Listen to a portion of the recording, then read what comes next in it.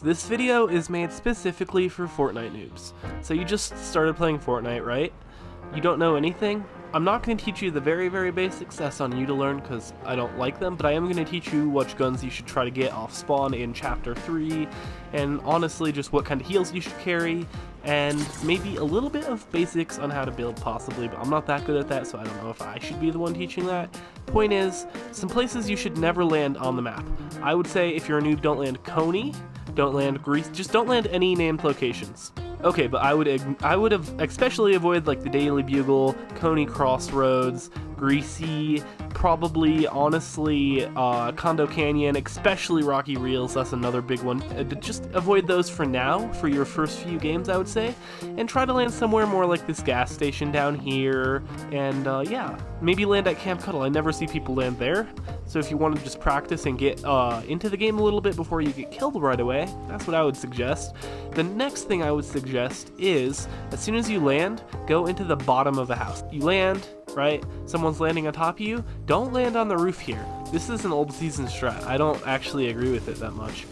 And I know a lot of people don't, for the most part. But if you land on the roof, you won't get a shotgun usually. I'm pretty sure shotguns only spawn usually down here, but you will be guaranteed more guns and you won't have to open a chest or mine through a bunch of stuff. And therefore you'll have weapons quicker before people can just kill you. So I would suggest actually just going under and going in the door if someone lands on you. If no one lands on you, you can land on top of the house, honestly. Doesn't matter. Another good thing to note is if you're near these big gas tanks, they explode and light houses on fire. So don't stand near them, number one. Number two, if you want to scare someone, just, yeah. Also a quick way to loot a house too, but that's a bit dangerous, I would say, and a bit loud. So up to you, kind of up to you.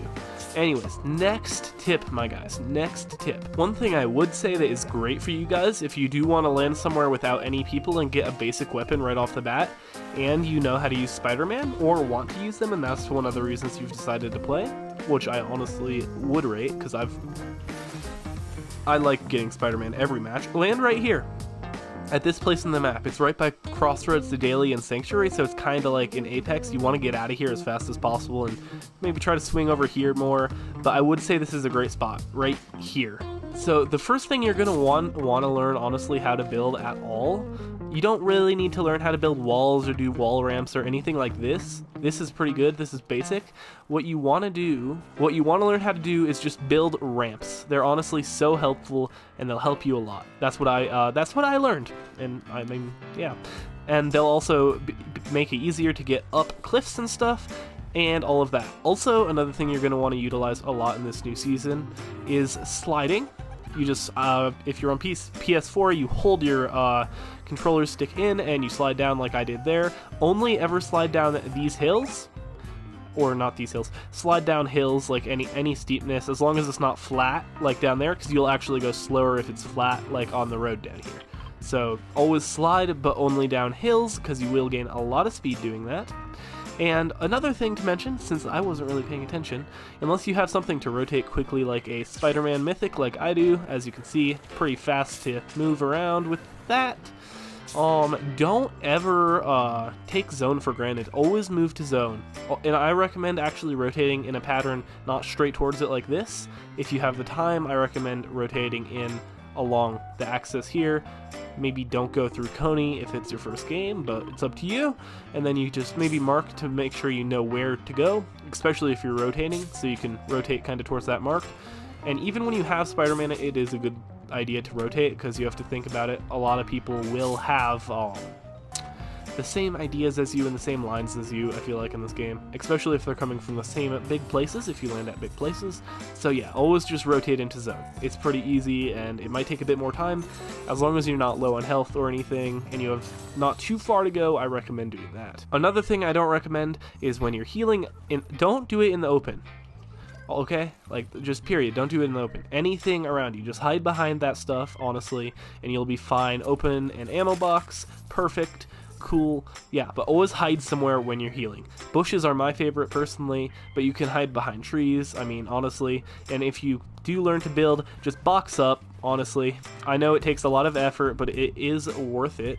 Oh yeah, and always drive cars out of the storm. Never, even if you have Spider-Man Mythic, cars are the way to go, because it doesn't matter if they get destroyed and you won't be wasting that Spider-Man Mythic. Once you get to the end circle, like way smaller than this, I do recommend stop driving anything and just use a Spider-Man Mythic, walk or anything, crouch, whatever. It's up to you. Just be a bit more quiet because it is the final circle and there's less people and they're in a smaller space, so they'll hear you and you'll probably get shot at and the car might explode, which could kill you. So yeah.